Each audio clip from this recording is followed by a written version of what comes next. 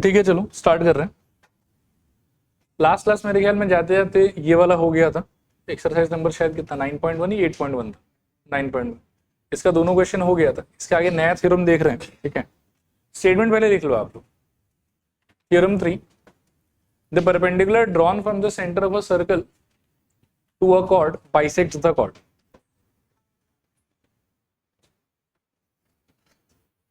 The perpendicular drawn from the center of a circle to a chord bisects the chord, ठीक है। अब यहां देखना एक बार, लिख लो।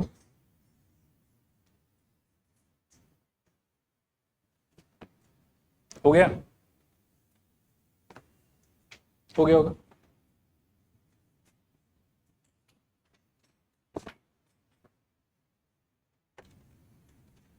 तो देखो एक बार पहले समझते हैं कि ये बोलना क्या चाह रहा है और फिर हम प्रूफ पे भी चलेंगे। सपोज करो कि इस तरीके से कोई एक सर्कल है। इस थ्योरम का मीनिंग क्या है पहले वो समझाने का ट्राई कर रहा हूँ। और मान लो कि इसके अंदर में रैंडमली कोई भी आपने ऐसा कॉर्ड बना दिया। अब इस सर्कल है तो कोई ना कोई तो सेंटर भी होगा ही इसके पास। ये थ्योरम बोलता है कि इसके सेंटर से अगर आप इसके कॉर्ड पे परपेंडिकुलर ड्रॉप करोगे, अगर आप सेंटर से कॉर्ड पे परपेंडिकुलर ड्रॉप करोगे तो जिस पॉइंट पे ये परपेंडिकुलर उसको टच कर रहा होगा डी पॉइंट पे, वो ऑटोमेटिकली उस कॉर्ड का मिड पॉइंट हो जाएगा। मतलब आप तो मिड पॉइंट प्लान करके ड्रॉ नहीं कर रहे थे ना, आप तो क्या प्लान करके ड्रॉ कर रहे थे कि हम 90 डिग्री पे बनाएंगे। तो आप अपना परपेंडिकुलर ड्रॉ कर लो और ऑटोमेटिकली वो परपेंडिकुलर कॉर्ड को जहां जाके टच करेगा या जहां जाके कट करेगा वो पॉइंट उस कॉर्ड का मिड पॉइंट हो जाएगा अपने आप, ठीक है। This is theorem 3। सारे थ्योरम के रिजल्ट्स को एक साथ आप लोगों को दिमाग में याद रखने का कोशिश करना चाहिए। पहला थ्योरम एक बार रिकॉल करो, क्या था? एक सर्कल में दो इक्वल कॉर्ड अगर बनाते हो तो दोनों कॉर्ड का सेंटर पे बनने वाला एंगल, ये एंगल सबटेंडेड बाय दोनों कॉर्ड एट द सेंटर क्या हो जाएगा आपके? इक्वल। ये पहला थ्योरम था। दूसरा थ्योरम क्या था कि अगर एक सर्कल है उसके अंदर दो कॉर्ड है सच दैट कि दोनों कॉर्ड अलग अलग से सेंटर पे जो एंगल बनाता है वो दोनों एंगल अगर साइज में सेम हुआ तो कॉर्ड्स भी लेंथ में क्या होगा? इक्वल होगा। पहला थ्योरम। दूसरा थ्योरम एक दूसरे का क्या है? कन्वर्स। एक बार फिर से पहला वाला बताओ क्या बोलता है वो, कि कॉर्ड्स का साइज इक्वल तो सेंटर पे बनने वाला एंगल इक्वल। दूसरा वाला क्या बोलता है? अगर सेंटर पे बनने वाला एंगल इक्वल तो कॉर्ड्स का साइज इक्वल। तीसरा वाला क्या बोलता है कि सेंटर से किसी भी कॉर्ड पे if you drop a perpendicular automatically it will divide the chord into two equal parts, ठीक है। Automatically it will divide the chord into two equal parts. Clear मेरे ख्याल में? पहले एक बार रफली प्रूफ को डिस्कस कर लेते हैं, फिर मैं ऑफिशियली भी लिखा दूंगा अच्छे से आप लोगों को। कंस्ट्रक्शन तो करना पड़ेगा हम लोग को कि ओ से ए को और ओ से बी को एक बार ऐसे रैंडमली जोड़ देंगे। जोड़ने के बाद में क्या देखो, मेरे को प्रूव करना है कि AD length is equals to BD length. अब इसको प्रूव करने का एकदम एंशिएंट तरीका क्या है कि दो ट्राइंगल ले लो जिसमें से एक में एडी होना चाहिए और एक में क्या होना चाहिए? बीडी होना चाहिए। उन दोनों ट्राइंगल को कॉन्ग्रुएंट कर दो सीपीसीटी से, ये लोग इक्वल हो जाएगा। अब प्रूव करने का तरीका ये होगा देखो कि ट्राइंगल आप एक चूज कर लो ओ ए डी, ठीक है, और एक आप चूज कर लो ओबीडी, चलेगा ये वाला। ओएडी ओबीडी में क्या क्या एलिमेंट बता सकते हो बोलो सब लोग जल्दी जल्दी। पहला मेरे ख्याल में ओ इक्वल्स टू ओबी हो जाएगा क्योंकि दोनों का दोनों रेडियस। फिर दूसरा मेरे ख्याल में OD is equals to OD हो जाएगा क्योंकि कॉमन है। और तीसरा मेरे ख्याल में angle ODB is equals to angle OD क्योंकि दोनों का दोनों क्या है? 90 डिग्री। फिर कौन सा थ्योरम लग जाएगा बताओ? आरएचएस। आरएचएस से दोनों ट्राइंगल क्या हो जाएगा? कॉन्ग्रुएंट। और एक बार दोनों ट्राइंगल कॉन्ग्रुएंट हो गया तो सीपीसीटी से क्या बोल सकते हैं? ED is equals to BD. फिर से एक्सप्लेन करना कि हो जाएगा, हो जाएगा। चलो अभी लिखते हैं। आप लोग ना इसके हिसाब से बनाओ, ये वाले फोटो के हिसाब से मैं लिख देता हूं। मैं फुल डिटेल में लिखूंगा, बोर्ड पर देख देख के आप कॉपी करते जाना। पहले हम गिवन से स्टार्ट कर रहे हैं।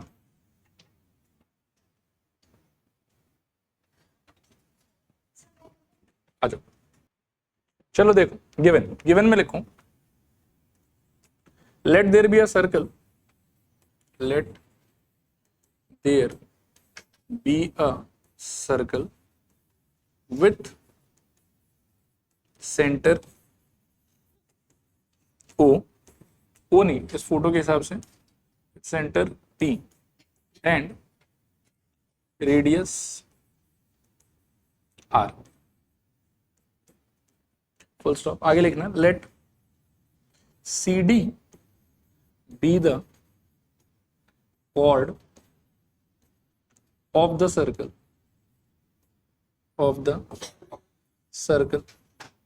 and PM perpendicular CD is drawn. PM perpendicular CD is drawn. चलेगा यहां तक. इसके आगे टू प्रूफ में लिखना CM is equals to MT. आगे लिखूं कंस्ट्रक्शन. कोई बता सकता है कंस्ट्रक्शन क्या होगा? कॉन्फिडेंटली और क्लियरली बताओ. Join, correct, join PC and PD. ठीक है. अब लिखो प्रूफ में लिखूं in triangle PMC and triangle PMD we have लिखना I think PC is equals to PD, फिर PM is equals to PM, PC equals to PD में equals to radius, PM equals to PM में मेरे ख्याल में common, और lastly angle PMC is equals to angle PMD. इसका reason equals to 90 degree. नीचे लिखो therefore by RHS triangle PMC congruent triangle PMD. By RHS triangle PMC congruent triangle PMD. नीचे लिखना देयरफॉर बाय क्या CPCT. क्या बोल सकते हैं बताओ? CM is equals to MT. Very good. ठीक है, डन सबका. एक बार चलो फिर से टाइम पास करते हैं. पहले थ्योरम का रिजल्ट क्या था बताओ? ये याद रखना बहुत जरूरी है. करो, कोशिश करो. एक सर्कल, उसके अंदर में दो कॉर्ड्स ऑफ इक्वल लेंथ, और वो दोनों जो सेंटर पे एंगल क्रिएट करेगा दे आर ऑल्सो इक्वल. दूसरे वाले का मतलब सर्कल, उसके अंदर दो कॉर्ड, जो लोग सेंटर पे क्या कर रहा है, इक्वल एंगल सबटेंड, ये इक्वल एंगल क्रिएट, और वो दोनों कॉर्ड्स का लेंथ आपस में क्या होगा, इक्वल. तीसरा थ्योरम क्या बोलता है? सर्कल के अंदर एक कॉर्ड होगा, उस कॉर्ड पे आप परपेंडिकुलर ड्रॉप करोगे, एंड ऑटोमेटिकली वो परपेंडिकुलर कॉर्ड को जहां हिट करेगा वो पॉइंट उस कॉर्ड का क्या हो जाएगा, मिड पॉइंट. आया समझ? 4 नंबर वाला इसका कन्वर्स है, इसका उल्टा है. कैन यू एक्सप्लेन कि वो क्या होगा? सर्कल, उसके अंदर कॉर्ड, कॉर्ड का मिड पॉइंट और सेंटर को अगर जोड़ देते हो तो वो लाइन ऑटोमेटिकली कॉर्ड से 90 डिग्री पे हो जाएगा. मैं फिर रिपीट करता हूं, ध्यान से सोचना. अभी वाले में क्या है कि आप सेंटर से जानबूझ के परपेंडिकुलर ड्रॉप करो, और वो जहां जाके कॉर्ड को काटेगा वो पॉइंट कॉर्ड का कौन सा पॉइंट होगा, मिड पॉइंट होगा. इसके बाद वाला थ्योरम कहता है कि सर्कल होगा, सर्कल के अंदर कॉर्ड होगा, कॉर्ड का अपना मिड पॉइंट होगा, कॉर्ड का मिड पॉइंट और सेंटर को यदि जोड़ देते हो तो वो लाइन ऑटोमेटिकली कॉर्ड से कितने एंगल पे चला जाएगा, 90 डिग्री पे. मतलब 90 डिग्री पे लाइन बनाते हो तो पॉइंट मिड पॉइंट हो जाएगा, और मिड पॉइंट को सेंटर से जोड़ देते हो तो वो लाइन कितने एंगल पे हो जाएगा, 90 डिग्री पे हो जाएगा. देखो क्लियर है कि नहीं क्लियर? रिपीट करूं रिजल्ट को कि हो जाएगा? हो जाएगा. चलो थ्योरम नंबर 4 का पहले स्टेटमेंट लिखो, फिर प्रूव करेंगे.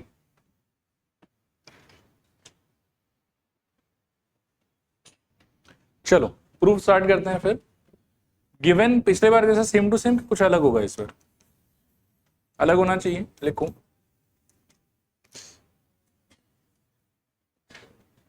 Late there be a circle with centre centre P and radius R, full stop. फिर लिखना let CD be a chord. ठीक है, इसके बाद का लाइन आप लोग बता सकते हो क्या होना चाहिए? क्या लिखूंगा? Let PM perpendicular to CD be drawn. ये क्या? Let M is the mid point of CD. लिखूं let M be the midpoint of CD. पहले ये बोल देंगे और साथ में यहीं पर बोल दो कि जॉइन पीएम। टू प्रूफ हो जाना चाहिए आपके लिए क्या? नहीं नहीं, पीएम ज्वाइन तो कर दिया, टू प्रूफ क्या होगा? 90 डिग्री पे प्रूव करना है आपको। प्रूव करना है कि PM perpendicular to what? CD, या फिर हम कह सकते हैं कि angle M is equals to how much? 90। PM perpendicular CD और angle M is equals to 90 degree. चलेगा यहां तक? फिर नेक्स्ट देखो कंस्ट्रक्शन। कंस्ट्रक्शन कंस्ट्रक्शन में क्या लिखोगे? Join PC and PD. फिर आ जाओ प्रूफ पे, ठीक है? 2 मिनट पेन छोड़ के भी बोर्ड की तरफ देखना। इसको मैंने एक बार 1 और 2 मार्क कर दिए कन्वीनियंस के लिए। तो प्रूफ में देखो ऐसे बिगिन करेंगे, in triangle PCM and triangle PDM, ठीक है? क्या क्या एलिमेंट्स इक्वल कर सकते हो बताओ? PC equals to PD, very good. Reason क्या होगा? रेडियस। अगला बताओ, reason common, PM equals to PM, reason will be common, ठीक है? नेक्स्ट रीजन, या शॉर्ट में आप गिवन भी बोल सकते हो, या लॉन्ग में आप, ठीक है, mid point, M is mid point, ऐसे भी बोल सकते हो, चलेगा? अब कौन सा थ्योरम लग जाएगा बताओ? By S S S, triangle P C M congruent triangle P D, ठीक है? इसके बाद आपको क्या करना है वो चीज थोड़ा ध्यान से देखो और समझने का ट्राई कर। कॉन्ग्रुएंसी से कभी 90 डिग्री नहीं आता है। 90 डिग्री के लिए एक पर्टिकुलर तरीका है कि जिस एंगल को 90 डिग्री प्रूव करना है उन दोनों को पहले कॉन्ग्रुएंसी से इक्वल प्रूव करो और फिर उनका सम आप देख पा रहे हो कि 180 डिग्री होना चाहिए। तो दोनों एंगल को इक्वल भी होना है पर सम को 180 भी होना है। That is possible only when each of them is 90 degree. तो वो वाला कुछ काम हमको करना पड़ेगा। अभी पीसीएम पीडीएम को कॉन्ग्रुएंट करने के बाद में आई कैन से कि बाय सीपीसीटी, सोचना थोड़ा ध्यान से, हाँ, by CPCT PCM PDM congruent है तो angle PMC is equals to angle PMD, ऐसा कह सकते हैं हम लोग, ठीक है? यहाँ का एंगल एम पिक कर रहा हूं और वहां का भी एंगल एम ही पिक हो रहा है, ठीक है? यहां से आप कह सकते हो कि this implies I think angle 1 equals to angle 2, ठीक है? But angle 1 plus angle 2 should be equals to how much? 180 degree. Reason आप दे सकते हो कि CD is a straight line, ठीक है? This implies angle 1 plus angle 1 equals to 180, so we can say कि 2 times angle 1 equals to 180, angle 1 is equals to 90, therefore angle M equals to 90, जो आपको प्रूफ करना था, ठीक है? करो, कॉपी करो।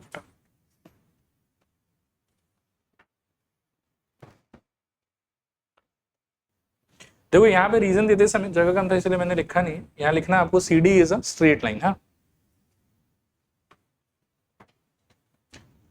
इसके आगे एक पहले आप लोग नोट लिखो। वैसे ये यूक्लिड ज्योमेट्री चैप्टर में पढ़ा दिया गया था आप लोगों को, फिर भी देखो, पहले एक बार देख लो फिर मैं टाइम दे दूंगा, आप लिख लेना। 3 पॉइंट्स, 3 पॉइंट जब कभी भी आप देखोगे ना तो वो एक तो ऐसे फॉर्मेट में हो सकता है कि वो लोग इस तरीके से लोकेटेड हो कि if you make a line it will pass through all 3 of them, इस टाइप्स A B C। और एक सेटअप ऐसा हो सकता है, एक पॉइंट यहाँ, एक पॉइंट यहाँ, एक पॉइंट यहाँ। इस सिचुएशन में आप कितना भी कोशिश कर लो लेकिन एक single line passing through all the 3 points आप नहीं बना पाओगे। एक मान लो कि ऐसा हो सकता है, ठीक है? और एक सपोज करो कि ऐसा कुछ हो जाएगा, ठीक है? यहाँ पे मान लो कि ये A है, ये B है, ये C। इस सिचुएशन में बोला जाता था कि A, B, C आर कैसा पॉइंट्स? कोलिनियर, ठीक है? और इसमें क्या बोलते थे कि A, B, C are non collinear points, ठीक है? पहले इसको लिख लो।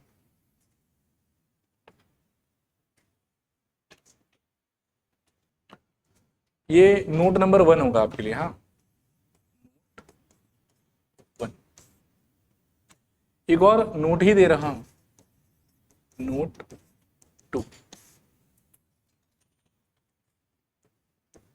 इसमें देखना है यहाँ बोर्ड पे, सपोज करो कि एक ये पॉइंट है, हाँ, और मैं अगर आपसे पूछूं कि इस पॉइंट से कितना सर्कल पास कर सकता है तो आपका जवाब क्या होगा बताओ?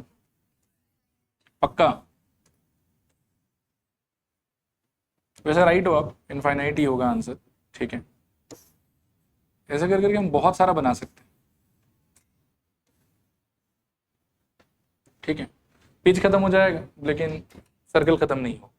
क्लियर? तो कोई अगर आपसे पूछे कि एक पॉइंट से कितना सर्कल पास हो सकता है तो आंसर क्या होगा आपका? इनफाइनाइट। इसी स्टेटमेंट को लिखो, number of circles passing through one point, number of circles passing through one point is equals to infinite,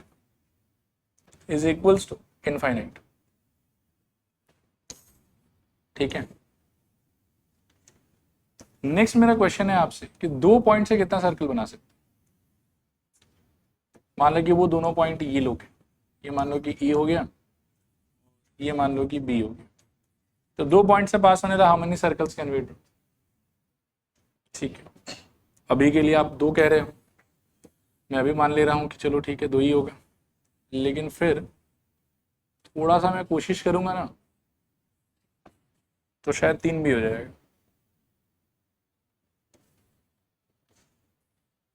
कोशिश में कमी रह रहा है क्या? ख्वाब लग रहा है, हो रहा है। ये देखो, ठीक है, फिर थोड़ा और कोशिश करेंगे तो और एक बन जाएगा, थोड़ा और कोशिश करेंगे तो और एक बन जाएगा। तो 2 पॉइंट से भी मुद्दा का बात यह है कि कितना सर्कल बना सकते हैं? इनफाइनाइट।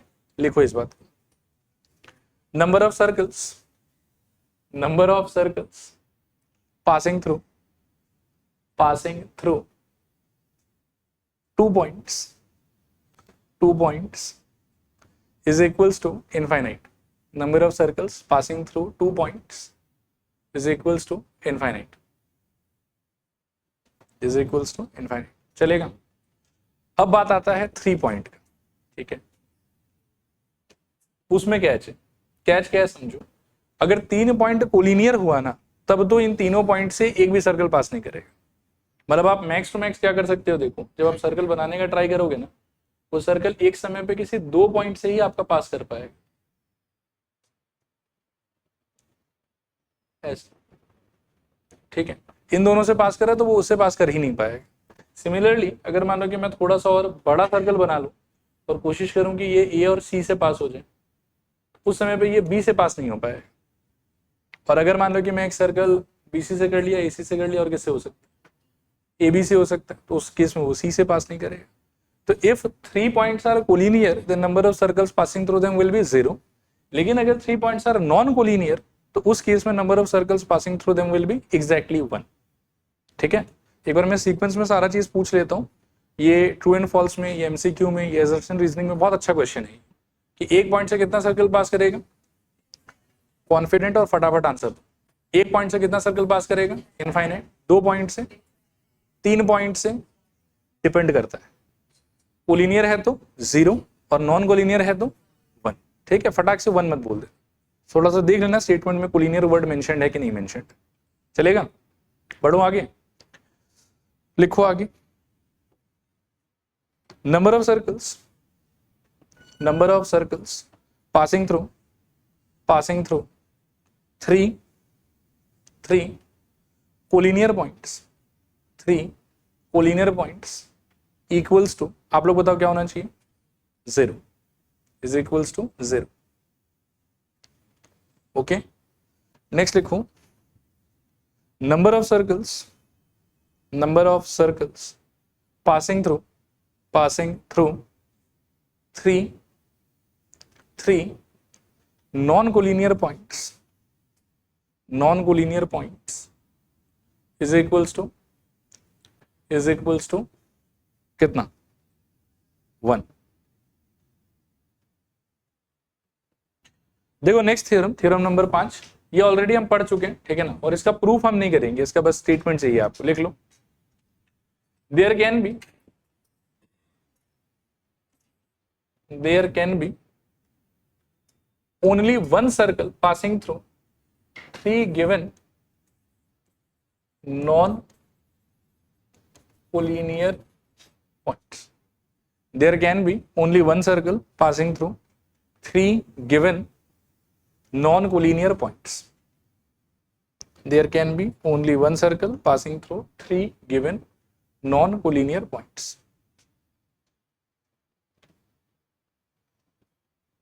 Done? इसके अंदर फिर से एक नोट लिखो, इसको छाप लो पूरा का पूरा, फिर मैं एक्सप्लेन कर देता हूं कि क्या मतलब है इसका।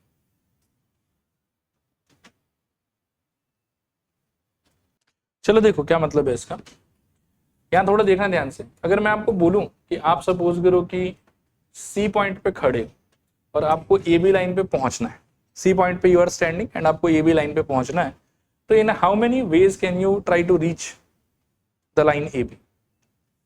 Think many ways. आप यहां से स्टार्ट करके ऐसे टेढ़ा टेढ़ा चलने लग जाओ, आप ऐसे टेढ़ा चलने लग जाओ, आप ऐसे चलने लग जाओ, आप ऐसे चलने लग जाओ, हर एक रास्ता अल्टीमेटली तो ए बी पे ही लीड करेगा। आप आया बात समझ? लेकिन मैथमेटिक्स में जब कभी भी कोई आपको बोलेगा ना कि सी एक पॉइंट है और ए बी एक लाइन है, बताओ इन लोग दोनों के बीच का डिस्टेंस क्या हो, तो उस टाइम पर आप कभी भी ये टेढ़ा वाला डिस्टेंस को काउंट नहीं करोगे। उस टाइम पर हमेशा आप कौन सा डिस्टेंस को काउंट करोगे? सीधा वाला, यानी कि परपेंडिकुलर डिस्टेंस को। तो मैथमेटिक्स में distance between a point and a line का साफ साफ मतलब ये होता है कि the perpendicular distance between that point and this line.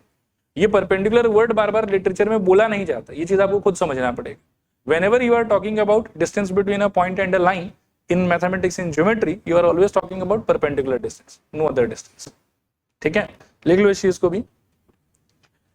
in this chapter distance between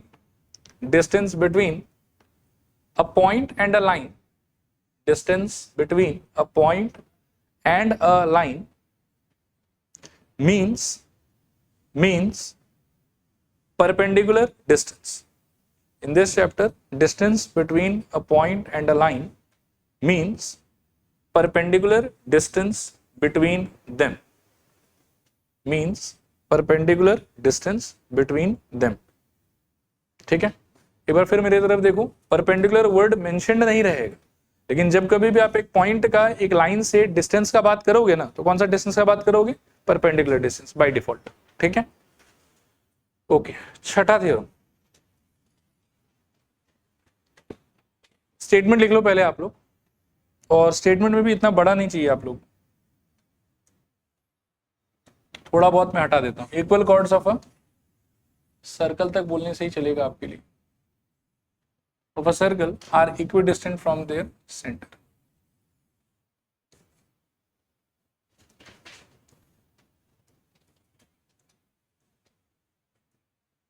लिखो, equal chords of a circle are equidistant from the centre.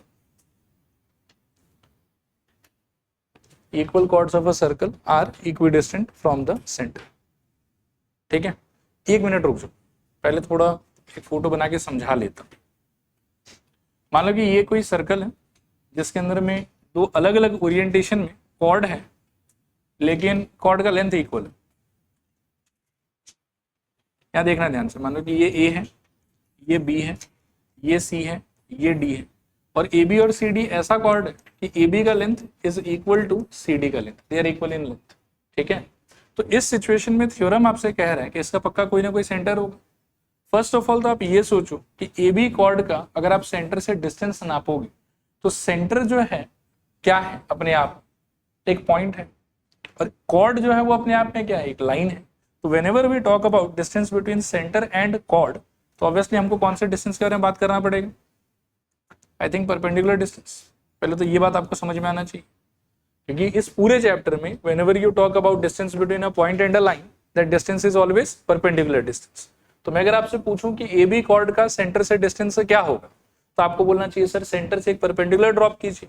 मान लीजिए कि मैं इस पॉइंट को ओ एम बोलता हूं, तो O M is the distance of chord A B from the centre. Similarly मैं अगर आपसे पूछूं कि सी डी कॉर्ड का सेंटर से डिस्टेंस क्या होगा, तो आप बोलेंगे सर फिर से आप क्या कीजिए, एक परपेंडिकुलर ड्रॉप कर लीजिए, कहां से, सेंटर से, कहां पे, CD पे, ठीक है ना। और इस पॉइंट को मान लो कि मैं N कह देता हूं, ठीक है। तो पहले तो आप इस फोटो में ये रियलाइज करो कि OM is the distance of AB from O and ON is the distance of CD from what, O। यहां तक समझ में आता है। थ्योरम कहता है कि अगर AB is equals to CD, अगर length of AB is equals to length of CD, then distance of AB, that is OM, will be equal to distance of CD, that is OM. This implies OM यानी कि AB का distance from center is equals to ON यानी कि फिर से CD का distance from center, ठीक है। तीन चार बात है एक साथ, मैं फिर से एक बार रिपीट कर देता हूं ताकि दिमाग में सेटल हो जाए आपके। फर्स्ट ऑफ ऑल, जब कभी भी आप बात करोगे ना distance between a point and a line, you will always talk about what kind of distance, perpendicular distance. ये पहला बात हुआ। दूसरा बात हुआ कि एक सर्कल, उसके अंदर में दो कॉर्ड जिनका आपस में लेंथ क्या रहेगा, इक्वल। वे पहले कॉर्ड का सेंटर से डिस्टेंस मतलब परपेंडिकुलर डिस्टेंस, दूसरे कॉर्ड का फिर से सेंटर से डिस्टेंस मतलब परपेंडिकुलर डिस्टेंस। और अगर कॉर्ड का खुद का लेंथ आपस में इक्वल है तो इनका जो इंडिविजुअल सेंटर से डिस्टेंस निकला होगा वो डिस्टेंस भी आपस में क्या होना चाहिए, इक्वल होना चाहिए। नहीं आया समझो, ठीक है। स्टेटमेंट एक बार पढ़ के देखो। Equal chords of a circle यानी कि कॉर्ड्स का लेंथ पहले से क्या रहना चाहिए, equal, are equidistant from the centre, मतलब उनका जो सेंटर से डिस्टेंसेस होगा वो सारा का सारा क्या होना चाहिए, आपस में इक्वल। आया समझ, ये समझ में आया तो इसके बाद वाला थ्योरम भी एक साथ ही पढ़ लेते हैं, फिर प्रूफ कर लेंगे। सातवां थ्योरम क्या होना चाहिए, सोचो इसका उल्टा होना चाहिए। क्या होगा आप गेस करो। जैसे इसमें बोल रहा है कि कॉर्ड का लेंथ अगर इक्वल होगा तो उसका सेंटर से डिस्टेंस भी इक्वल होगा। उसमें क्या बोलेगा कि अगर कॉर्ड का सेंटर से डिस्टेंस सेम होगा तो कॉर्ड का लेंथ भी आपस में इक्वल हो जाएगा। सिक्स्थ वाले में क्या बोल रहा है फिर बताओ, लेंथ इक्वल तो डिस्टेंस सेम। बोलो, रिपीट करो मेरे साथ, बोलो लेंथ इक्वल तो डिस्टेंस सेम। सातवें में क्या बोलेगा, डिस्टेंस सेम तो लेंथ इक्वल। छठे में क्या बोलेगा, लेंथ इक्वल तो डिस्टेंस सेम। सातवें में क्या बोलेगा, डिस्टेंस सेम तो लेंथ इक्वल। आया समझ। चलो अब इसको प्रूफ करके देखते हैं। ये वाला बना लो आप लोग, इसके अकॉर्डिंग ही काम करेंगे हम लोग।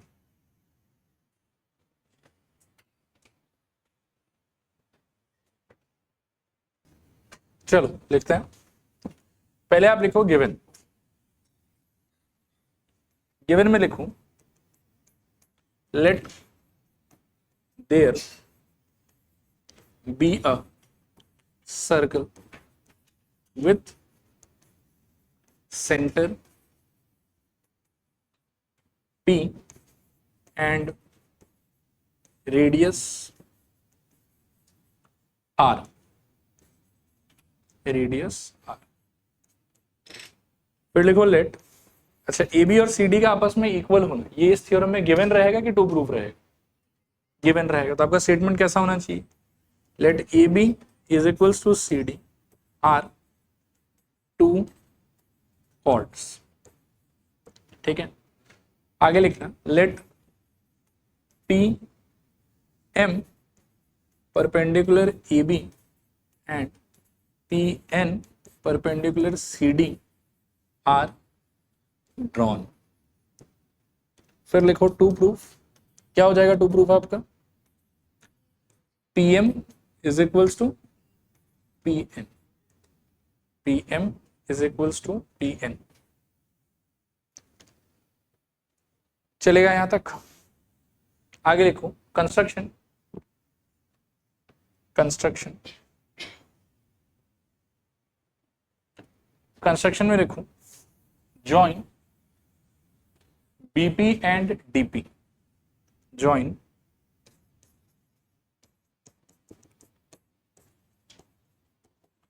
BP एंड DP, ठीक है।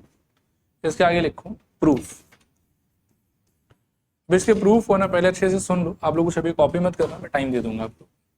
कौन से ट्राइंगल से बिगिन करना चाहिए मेरे को, बोलो हेल्प करो। In triangle PMB and triangle कौन सा PND, एलिमेंट्स बताओ। हाँ PB is equals to PD, ये सही लग रहा है। Reason radius. Next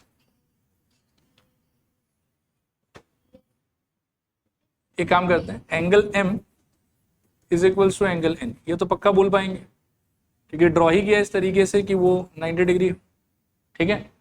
third element क्या हो?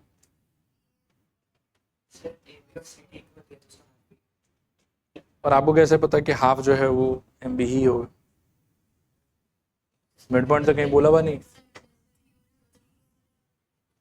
इसीलिए सारा थ्योरम याद रहना जरूरी है। देखना ध्यान से, ये दो एलिमेंट एकदम आराम से मिलता है, एक रेडियस की वजह से और एक 90 डिग्री की वजह से। तीसरा एलिमेंट जो है वो थोड़ा सा ट्रिकी है, वो डायरेक्टली नहीं मिलेगा आपको दिया हुआ है A B is equal to C D, लेकिन ये आपके काम का नहीं क्योंकि आपके ट्राइंगल का पार्ट नहीं। नेक्स्ट हो जाएगा दिस एम्प्लाइज, अगर A B equals to C D तो I think half of A B is equals to half of C D. अगला बात ये होगी। नेक्स्ट बात होगा, देखो क्या कि हाफ ऑफ ए बी को you can replace by I think B M and half of C D को you can replace by D N. अभी ऐसा क्यों, उस चीज को थोड़ा समझने का आप ट्राई करें, ठीक है। थर्ड थ्योरम हमको बोलता था कि सेंटर से if I drop a perpendicular on my chord तो automatically that point will become mid point of the chord. तो अगर मैंने यहां से मानो कि परपेंडिकुलर ड्रॉप किया और क्वेश्चन में लिख ही दिया ना कि परपेंडिकुलर तो हम ड्रॉप कर ही रहे हैं, तो ऑटोमेटिकली ये वाला पॉइंट इस कॉर्ड का क्या हो जाएगा? Mid point. और सिमिलरली अगर यहां से भी परपेंडिकुलर ड्रॉप किया है तो ये पॉइंट इस कॉर्ड का क्या हो जाएगा? Mid point. अब अगर ये मिड पॉइंट हो गया और ये भी मिड पॉइंट हो गया तो हाफ ऑफ ए बी को आप क्या लिख सकते हो? बी एम या एम बी, और हाफ ऑफ सी डी को आप क्या लिख सकते हो? डी एन या फिर एन डी। तो इस लॉजिक से हमने ये रिप्लेस कर दिया, ठीक है। और इसके बाद में इन दोनों ट्राइंगल के अंदर में हमारे पास में क्या क्या है वो देखो, एक साइड है, एक 90 डिग्री है और एक हाइपोटेन्यूज। तो आर एच एस से दोनों ट्राइंगल जो है वो क्या हो जाएगा? कॉन्ग्रुएंट। ठीक है, लिखो आगे लिखो, therefore by RHS by RHS triangle क्या पी एम डी या एम डी नहीं P M B congruent with triangle P N D. नीचे लिखो देयरफॉर बाय CPCT, मेरे ख्याल में PM is equals to PM, यही प्रूव करना था। PM is equals to PM, ठीक है। बचा हुआ तो खत्म कर लो पहले फटाफट, चाहो तो मेंशन कर दो यहाँ पे बाय थ्योरम 3।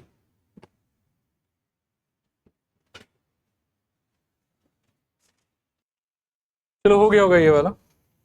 7 नंबर वाले का भी प्रूफ देख लेते हैं।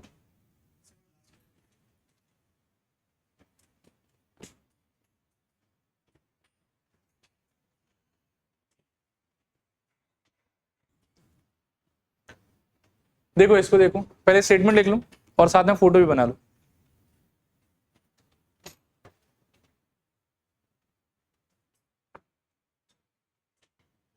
चलो स्टार्ट करें, लिखो पहले लिखो गिवन। तो गिवन में हो जाएगा let there be a circle with centre, मेरे ख्याल में P एंड रेडियस R। आगे लिखना let AB and CD, let AB and CD are 2। अच्छा, पिछले बार अज्यूम करते समय हमने शुरू में ही इसको इक्वल बोल दिया था, इस बार भी बोल सकते हैं क्या? नहीं ला रहे हो? हाँ मैं इस बार तो प्रूफ करना है ना कि लोग इक्वल इन लेंथ होगा। इस बार क्या बोलोगे कि let AB and CD are 2 chords, फिर let PM perpendicular AB and PN perpendicular CD are drawn such that क्या PM is equals to PN। इस बार ये दिया रहेगा मेरे। फिर टू प्रूफ, ये क्या हो जाएगा? AB is equals to CD। Very good. फिर टू प्रूफ के बाद कंस्ट्रक्शन भी यहीं पे लिख देता हूं। कंस्ट्रक्शन क्या होगा? जॉइन, एक second, join P B and P D, ठीक है।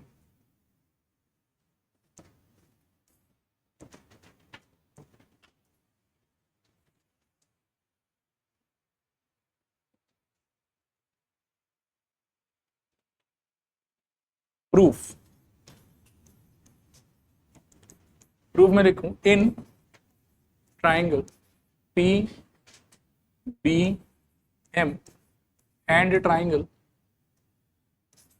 पी डी एन, क्या क्या होगा आपके पास, सोचो एक बार। ट्राइंगल ठीक है ना, एलिमेंट्स बताओ। इसी से स्टार्ट करते हैं, P B is equals to P D, इसका रीजन रेडियस। अगला बताओ। हाँ, इस बार कह सकते हो P M is equals to P N, क्योंकि दिया हुआ है ये चीज आपको, गिवन। नेक्स्ट बताओ, angle M is equals to angle N, इसका रीजन 90 डिग्री। तो थ्योरम कौन सा लग जाएगा, सही, by R H S triangle I think P B M is congruent with triangle P D N. ठीक है, यहां तक तो बढ़िया है। इसके बाद आगे कैसे बढ़ोगे,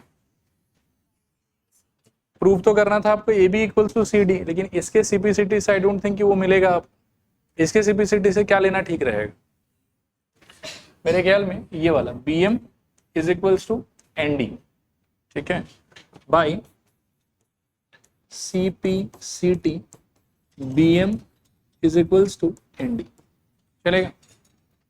ठीक है, अब यहां से कैसे जाओगे आप A B equals to C D में, वापस से थ्योरम 3, बात को सुनना और समझने का ट्राई कर। थ्योरम 3 की वजह से क्या हो रहा है कि यहां पर भी परपेंडिकुलर तो बनाया है हमने, तो ऑटोमेटिकली एम इसका क्या हो चुका है, मिड पॉइंट, और यहां पर भी हमने क्या बनाया है, परपेंडिकुलर, तो एन भी उसका क्या हो गया, मिड पॉइंट। तो बीएम को आप अगर चाहो तो रिप्लेस कर सकते हो मेरे ख्याल में किससे, I think half of A B से, क्या बोलते हो।